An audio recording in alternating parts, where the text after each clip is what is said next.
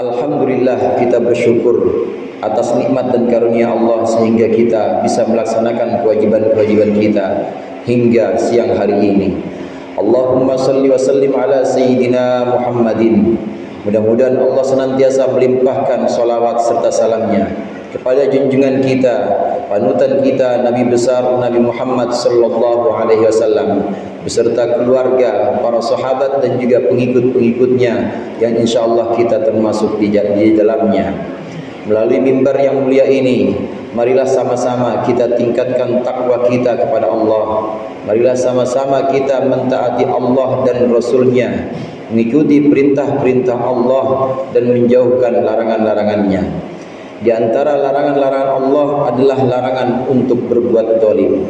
Dalam sebuah hadis qudsi, Allah Subhanahu wa taala berfirman, "Inni haramtu dzulma ala nafsi, faj'altuhu muharraman bainakum, fala tadzalamu."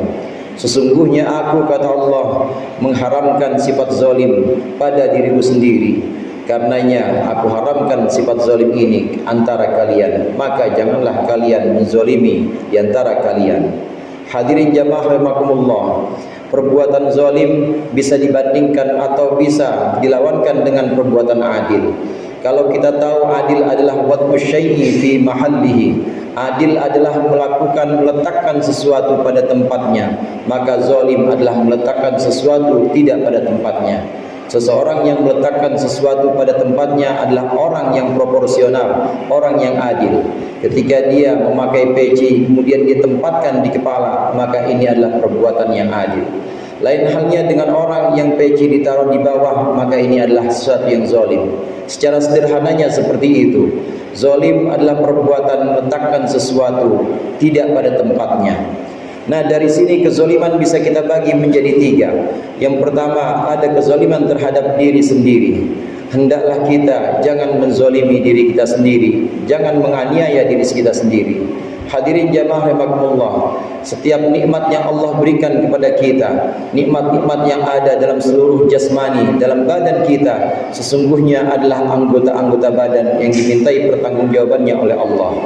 Allah memberikan kita penglihatan. Dengan penglihatan itu kita bisa menerima nikmatnya pandangan, maka di situ nanti akan Allah mintai pertanggungjawaban.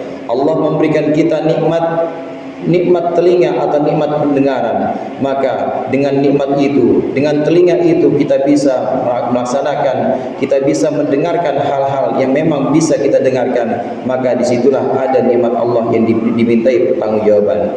Dan seluruh tubuh kita ini akan dimintai pertanggungjawaban. Maka hendaklah kita gunakan mata kita untuk sesuatu yang Allah ridhoi, kita gunakan pendengaran kita untuk sesuatu yang Allah ridhoi, dan seluruh tubuh kita gunakan untuk yang Allah ridhoi. Allah Subhanahu wa taala berfirman, "Innas sam'a wal basara wal fuada kullu ulaika kana mas'ula." Sesungguhnya pendengaran, penglihatan, bahkan hati, semuanya itu akan dimintai pertanggungjawaban. Bahkan hati kita yang terbersit dalam niat hati kita, ini semua akan dimintai pertanggungjawaban oleh Allah. Karenanya hendaknya kita memperlakukan secara proporsional, memperlakukan secara adil seluruh anggota-anggota badan kita sesuai dengan tuntunan Allah. Kemudian yang kedua, berlaku zalim, ada yang disebut zalim terhadap orang lain. Hadirin jamaah rahimakumullah, tentu berbuat zalim terhadap orang lain atau berbuat aniaya kepada orang lain adalah sesuatu yang menyebabkan orang lain ini terluka, sesuatu yang menyebabkan orang lain ini merasa dirugikan. Rasulullah sallallahu alaihi wasallam sangat menganjurkan kepada kita untuk belas kasih terhadap sesamanya, untuk belas kasih terhadap sesama manusia, bahkan bukan hanya kepada manusia tapi kepada makhluk-makhluk lain. Rasulullah sallallahu alaihi wasallam bersabda, "Mudaratun nas shadaqah." Berbuat baik atau berbelas kasihan bersama manusia itu sama halnya seperti sedekah. Ini artinya ketika seseorang tidak mampu bersedekah secara materi, dia tidak bisa memberikan apa-apa secara materi, maka berbuat baiknya seseorang tadi, berbelas kasihnya dia kepada tetangganya dan kepada samanya, pahalanya sama dengan pahala sedekah. dan termasuk mudarah atau termasuk belas kasihnya Rasulullah sallallahu alaihi wasallam kepada sesama, kepada manusia, bahkan kepada makhluk lain. Innahu la yadhummu ta'aman wa la yanharu khadaman wa la yadribu imra'atan.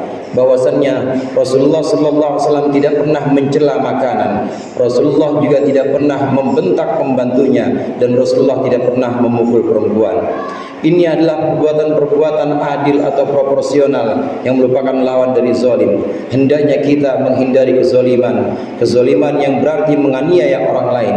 Sesungguhnya Rasulullah tidak pernah memukul perempuan, Rasulullah tidak pernah membentak pembantu, bahkan terhadap makanan Rasulullah tidak pernah mencelanya. Pada satu waktu Rasulullah ingin makan, maka beliau makan makanan itu. Tetapi ketika beliau tidak berkenan untuk makan, maka beliau tinggalkan. Itu saja, dan tidak pernah mencela makanan yang ada di hadapannya.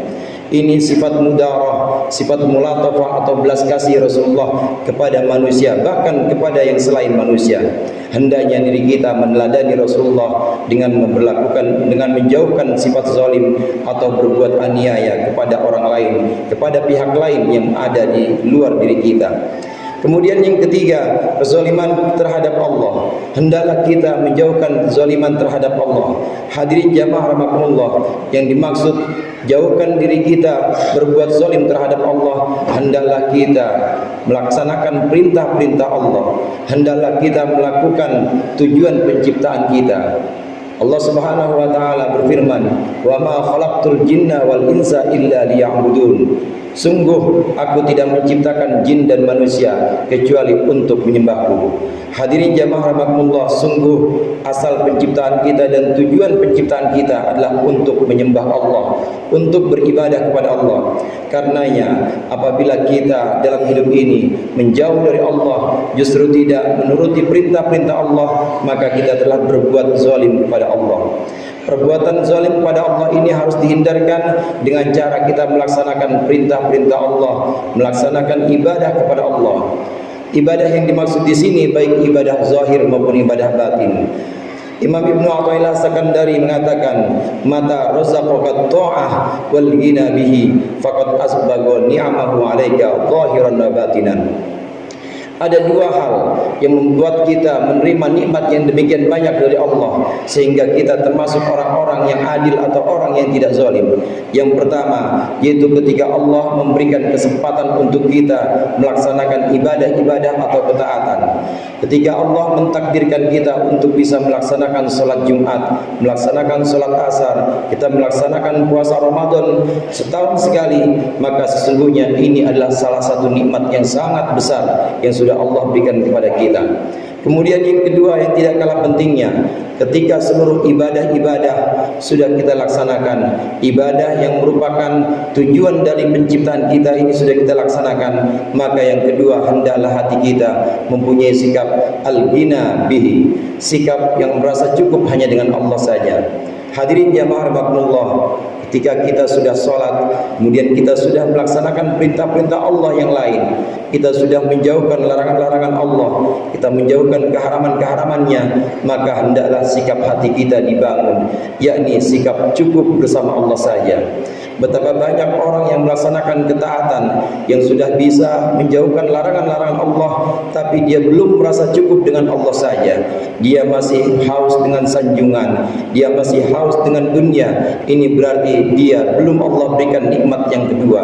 Karenanya nikmat yang sempurna itu adalah ketika Allah mentakdirkan kepada kita melaksanakan ibadah-ibadah zahir, kemudian Allah memberikan kepada kita ketaatan, Allah memberikan kepada kita sikap cukup bersama Allah saja, bukan bersama yang lain. Maka ketika Allah sudah memberikan kepada kita dua nikmat ini, sungguh Allah telah memberikan kepada kita nikmat zahir maupun nikmat batin. A'udzubillahi minasyaitonirrajim. Bismillahirrahmanirrahim. Wa idh qala Luqman libnihi ya huwa ya'iduhu ya bunayya la tusyrik billah innasyirka la dzulmun 'adzim. Dan sesungguhnya ingatlah ketika Luqman berkata kepada anaknya, dia memberi nasihat kepada anaknya, wahai anakku, janganlah engkau menyekutukan Allah. Sesungguhnya perbuatan syirik atau menyekutukan Allah itu termasuk kezaliman yang sangat besar.